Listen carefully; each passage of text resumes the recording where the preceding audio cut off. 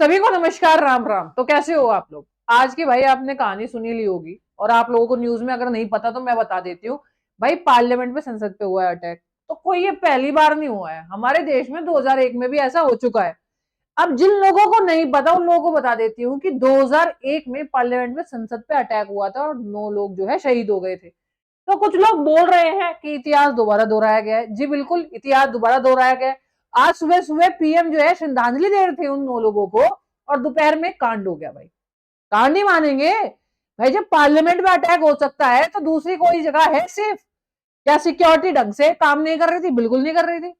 Pant के अंदर रख के लेके चले गए और उन लोगों को पता भी नहीं चला। लेकिन बात यह है कि 2001 में जो मुद्दा हुआ था वो बहुत ज्यादा सीरियस मुद्दा था, क्योंकि वहां 9 लोग मर गए थे। AK-47 लेके गए थे वो लोग। और यहाँ पे रंग दिखा के, पीले रंग का ऐसे करके ना, मतलब कनस्तर लेके, और तब कुछ स्लोगन, कुछ चीजें बोली गई, कुछ नारे लगाए गए।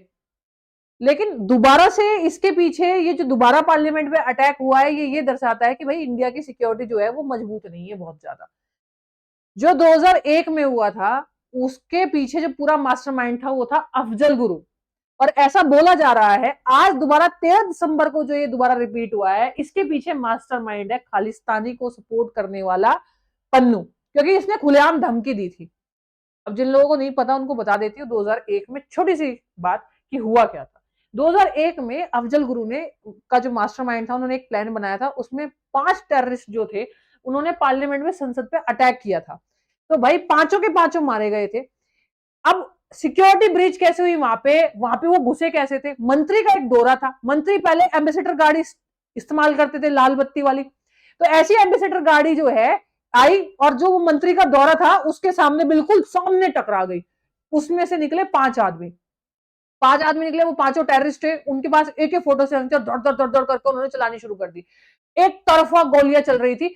संसद के अंदर जो है बाकी के मंत्री सोच रहे थे कि पटाखे झूठ रहे हैं बात। वो तो फिर किसी ने फोन करके बताया भाई पटाखे वटाखे कुछ नहीं है, मतलब उनको बताया गया कि भाई हमला हो गया है, छुप जाओ। सभी के सभी तो अफरा तफरी मच गई।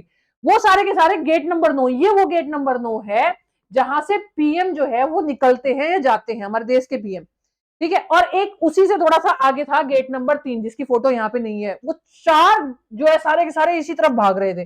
किसी तरह से 4 टेररिस्ट को मार दिया गया। एक टेररिस्ट गेट नंबर 3 की तरफ जब जा रहा था, जहां से सारे के सारे मंत्री आते जाते, सांसद आते जाते हैं, वहां की तरफ जा रहा था। अब वो अकेला एक बचा था, तो बिल्कुल गेट नंबर 3 के करीब था। AK-47 उसके हाथ में थी, पीछे थे बॉम्ब। उसने बॉम्ब से ही अपने आप को उड़ा लिया। तो एक भी टेररिस्ट नहीं बचा, सारे मर गए। और इसमें 9 लोग जो है वो शहीद हो गए थे।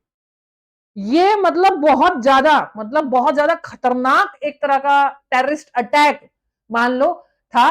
तो अटल बिहारी वाजपेयी जी ने कहा था कि भाई ये मतलब बहुत सोचने वाली बात है कि हमारे पार्लियामेंट के ऊपर अटैक हो गया। मतलब इतनी ज्यादा वो थी कि बॉर्डर पे, पाकिस्तान और इंडिया के बॉर्डर पे ना, मतलब सेना तैनात हो रखी थी कि भाई कभी भी अटैक कर देंगे। लेकिन किया नहीं, लेकिन ठीक कभी भी कर देंगे। 2001 से लेके 2002 तक। तो अब क्या हुआ था, अफजल गुरु को ना फांसी नहीं हुई थी। तो जब अफजल गुरु को फांसी नहीं हुई तो 2006 में जो 9 लोग मरे थे उनके परिवारजनों को सम्मानित किया गया था, मेडल मिले थे। उन्होंने मेडल वापस लौटा दिए, ये देखते हुए कि भाई मेडल का क्या करेंगे, हमें तो इंसाफ ही नहीं मिल रहा। तो 2006 में उन्होंने वापस दे दिए। जब अफजल गुरु को फांसी हुई तब उन्होंने वापस अपने मेडल लिए। और अफजल गुरु को 2013 में फांसी हुई थी। मतलब 2001 में अटैक हुआ और 2001 से लेके 2013 लग गया अफजल गुरु को फांसी लगाने में। तो ये तो 2001 की कहानी थी। अब ऐसा बोला जा रहा है कि ये तो 9 वो लोग हैं जिन्होंने शहीद हुए थे इस पूरे अटैक में। और ये वो लेडी है जिन्होंने फोन करके बताया था कि भाई अटैक हो चुका है, इंफॉर्मेशन दी थी, और मतलब जो है तैयार हो जाओ। अब भाई बात करते हैं आज की। आज का जो अटैक हुआ, पहली बात तो ये कि सबसे बड़ा सिक्योरिटी ब्रीच ये कि पूरे खुलेआम पन्नू ने खुलेआम कहा था कि मैं 13 दिसंबर को अटैक करूंगा या उससे पहले पार्लियामेंट पे। अब 13 दिसंबर क्यों? क्योंकि भाई सेशन चलते हैं पार्लियामेंट के। तो पार्लियामेंट के 3 सेशन होते हैं। ठीक है, एक बजट का सेशन होता है, एक मानसून सेशन होता है, एक विंटर सेशन होता है। ठीक है, तो ये वाला विंटर सेशन है। अब जो सेशन है वो चलना था 22 दिसंबर तक। अब 22 दिसंबर तक जो है सेशन चलना था, तो इसने कहा भाई 13 दिसंबर, क्योंकि 13 दिसंबर हमारे देश के लिए खास है, 2001 में भी अटैक हुआ था।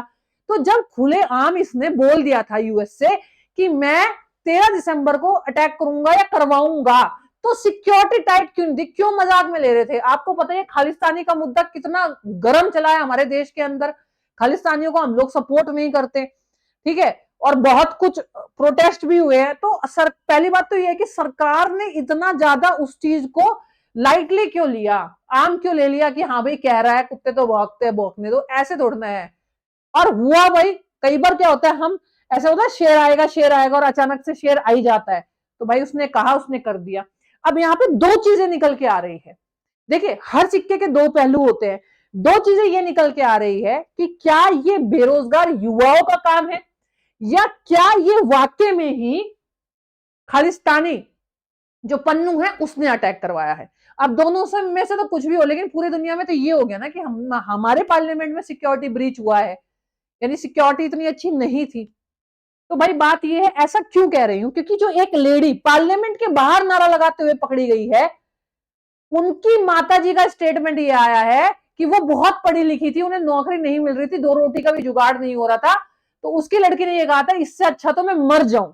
नीलम उनका नाम है। तो ये नीलम जो औरत है, जो पार्लियामेंट के बाहर नारा लगा रही थी कि इससे अच्छा तो मैं मर जाऊं, अपनी माँ को ये बोल रही थी, उनकी माँ का किसी न्यूज चैनल वाले ने पूरा का पूरा इंटरव्यू लिया था कि दो रोटी का जुगाड़ भी नहीं हो रहा। अब भाई ये जो युवती कह रही है, ये खुद 42-43 साल की युवती है। पहली बात तो 42-43 साल का कोई इंसान युवा नहीं होता, और हमारे देश में आपको पता है युवा बेरोजगार है। तो बात करेंगे उसकी। पार्लियामेंट में क्या होता है, राज्यसभा होती है, लोकसभा होती है, लोकसभा सत्र चल रहा था, और यहाँ पे ना ये इस तरह से ना, यहाँ पे जो लोग होते हैं, एक तो होती है जैसे गेस्ट, यहाँ पे गेस्ट बैठते हैं, यहाँ तो लोकसभा जो मेंबर्स होते हैं वो बैठते हैं, एक इसी साइड बालकनी होती है जहां राज्यसभा वाले बैठते हैं, इधर गेस्ट बैठते हैं। ज्यादातर गेस्ट इधर पता है कौन बैठते हैं, ज्यादातर मैंने देखा है जो गेस्ट बैठते हैं, या तो जैसे मैंने तो ज्यादातर देखा है कि यूपीएससी के जो स्टूडेंट होते हैं ना, वो ज्यादातर पास के इसी तरह से भी अरेंज करके इधर बैठते हैं, क्योंकि देखो हमारे देश में डेमोक्रेसी है, स्वतंत्रता है। तो भाई स्पीकर कैसे बोलते हैं, लोग क्या क्या वो वहां पे बातें करते हैं, यहाँ ज्यादातर प्रेस वाले भी लोग होते हैं, ज्यादातर तो प्रेस वाले लोग होते हैं, यूपीएससी के स्टूडेंट भी यहाँ पे आके बैठते हैं, अगर किसी तरह से उन्हें पास मिल जाए। तो ऐसे ही ना दो लड़कों को पास मिला था, पास भी एमपी है मैसूर के, ठीक है, उन्होंने पास दिया था, तब जाके वो यहाँ पे गेस्ट, ऐसे ही कोई भी मुंह उठा के, अब मैं चाहूं मैं मुंह उठा के नहीं जा सकती, मुझे पास चाहिएगा यहाँ जाने के लिए, तो पास मिला था। एमपी के वो मैसूर के एमपी थे, ठीक है, अब मैं नाम भी उनको बता दूंगी, फोटो भी दिखाऊंगी, ठीक है। तो दो यहाँ पे बंदे थे, एक यहाँ पे लटका, पहले इधर लटका, पहले लटक के फिर नीचे गिरा, ठीक है, फिर दूसरा भी यहाँ से कूद गया। तो दोनों जैसे कूदे, ये वो लड़का है, दोनों जैसे कूदे, तो उन्होंने कनस्तर अपने पैंट के जूतों के आसपास छुपाए हुए थे, वहां से निकाला और फेंक दिया। वैसे तो ऐसे बोला जा रहा था कि आंखों में जलन होने लगी, आंसू गैस थे, लेकिन वो आंसू गैस नहीं था, आंसू गैस होता तो सांस लेने में प्रॉब्लम होती, ठीक है, क्योंकि हम तो साइंस के टीचर है। तो वो एक्चुअल में क्या था, वो कुछ नहीं था, वो है ना वो रंग के गोले, कई बार हम लोग होली में भी फेंक देते हैं, कोई सेलिब्रेशन हो जाता है वैसे फेंक देते हैं कलर्स के, तो कनस्तर उन्होंने फेंके और एक नारा लगाया कि तानाशाही नहीं चलने देंगे, ठीक है। तो सबसे पहली बात तो ये कि मैसूर के एमपी है प्रताप सिन्हा, इनके वो दो गेस्ट थे, इन्होंने उनको पास दिया था, ठीक है। दूसरी बात ये मैं आपको बता देना चाहती हूँ कि जो बाहर थे अनमोल सिंडे और नीलम, ये दो लोग थे जिन्होंने बाहर प्रोटेस्ट किया, और जो अंदर थे वो जो दो लड़के पकड़े गए, इसमें से एक मनोरंजन टी है जो कर्नाटका के हैं, और एक सागर शर्मा है जो मैसूर के ही है, ठीक है, जिन्होंने अटैक किया, ठीक है, मतलब ऐसा ही है, सागर सिन्हा थे, हो सकता है मैं यहाँ पे गलत बोल रही हूँ, मैसूर, मनोरंजन टी तो कर्नाटका के ही है, ठीक है, 35 साल के ये है। अब मुझे एक चीज तो ये समझ में नहीं आ रही कि जैसे नीलम की माताजी बोल रही है कि वो बेरोजगार थी, नौकरी वोकरी मिल नहीं रही, दो रोटी का जुगाड़ नहीं हो रहा, ठीक है, इससे अच्छा तो मैं मर जाऊं, पर इनमें से कोई भी ऐसा नहीं है जिन्हें युवा कह दे, 30 से ऊपर वालों को, 35-36 साल वालों को युवा नहीं कह सकते, ठीक है। माना युवा बेरोजगार है और अपनी मांग चाहता है, तो ये अटैक करने का तरीका तो है नहीं, क्योंकि हो सकता है कि पैंट के अंदर, अभी तो कनस्तर थे, बॉम्ब भी तो लेके आ सकता था, बॉम्ब फेंक देता, वहां तो 3-4 मंत्री मर जाते, ठीक है, और 3-4 से ज्यादा ही मरते, आसपास वाले तो मर जाते। वो तो शुक्र हो हनुमान बेनीवाल जी का जो उनके ऊपर तुरंत कूद पड़े, ठीक है, और पीटा भी बहुत है, ऐसी बात नहीं है कि पीटा नहीं है, पीटा भी खूब है उनको, लेकिन बात ये है कि यहाँ पे दो तरफा है, इनको युवा नहीं बोल सकते। अगर युवा होता, बेरोजगार युवा होता, तो युवा होता 20 से लेकर 30 साल की उम्र के बीच का, जो प्रोटेस्ट करता। मानते हो इस बात को? हाँ, देश में बेरोजगारी है भाई, देश में बेरोजगारी है, सरकारी नौकरियां नहीं निकल रही है, लेकिन अगर ये युवा होता तो ये 20 से लेकर 30 साल की उम्र के बीच का युवा होता, क्योंकि ज्यादातर नौकरियां 20 से 30 के बीच की है। यूपीएससी का फॉर्म लास्ट 32 साल का भर सकता है इंसान, ठीक है। नॉर्मल वनडे जो एग्जाम है 30, कुछ में 25, तो मान के चलिए कि युवा जो होगा वो 20 से लेकर 30 साल की उम्र का होगा। तो ये वाला तो बेरोजगार युवा नहीं है प्रोटेस्ट करने वाला, यानी ये कहीं ना कहीं कुछ लोग भेजे गए हैं। और अगर ये कुछ लोग भेजे नहीं गए हैं तो ये बहुत भद्दा मजाक है जो किया गया है, तो इस पे सरकार को ध्यान देना चाहिए। और भाई जो भी अब इनसे भी कार्रवाई होगी। अब देखिए, अगर ये होते किसी और पार्टी के तो मामले में बवाल आ जाता, लेकिन ये जो सेंट्रल में सरकार है, जो देश की सरकार है, उसी पार्टी के ये एमपी है। तो बात तो ये है ना कि ये एक भद्दा मजाक था, या एक पन्नू की धमकी थी, या ये बेरोजगारों का अटैक था। मेरे मानिए तो बेरोजगारों का तो अटैक ये था नहीं। तो आपकी क्या राय है? मान के चलिएगा कि ये, वैसे एक बात बताइए, तो ये एक तरह से मजाक करने का तरीका था, भले ही अपने आप मतलब ये चाहे किसी ने भी करवाया हो, लेकिन अगर सच में होता तो 2001 का इतिहास रिपीट होता और बहुत लोगों की जान जाती यहाँ पे। आप क्या कहना चाहेंगे कमेंट सेक्शन में बताइए। मैंने 2001 का इतिहास जो था वो बताया और आज जो हुआ वो बताया। इसी के साथ में मेरी एक साइंस की बुक है जो आप पूरे भारत में कहीं से भी खरीद सकते हैं। मैं यूपीएससी और वनडे एग्जाम के लिए पढ़ाती हूँ।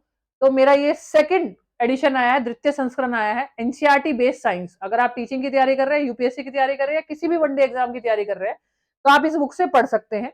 इसमें पूरा फिजिक्स, केमिस्ट्री, बायो और साइंस एंड टेक्नोलॉजी और साथ में क्वेश्चन भी दिए हुए हैं। पूरा एनसीईआरटी बेस है। पूरे इंडिया में आप कहीं से भी खरीद सकते हैं। और अगर आपको कहीं से भी ना मिले, डिस्क्रिप्शन में नंबर है, आप वहां से ले सकते हैं। तब तक के लिए मिलती हूं मैं आप लोगों को जल्दी नई वीडियो में। लेकिन कमेंट सेक्शन में जरूर बताइए कि क्या किसकी गलती थी और आपको क्या लगता है कि अटैक किसने किया होगा।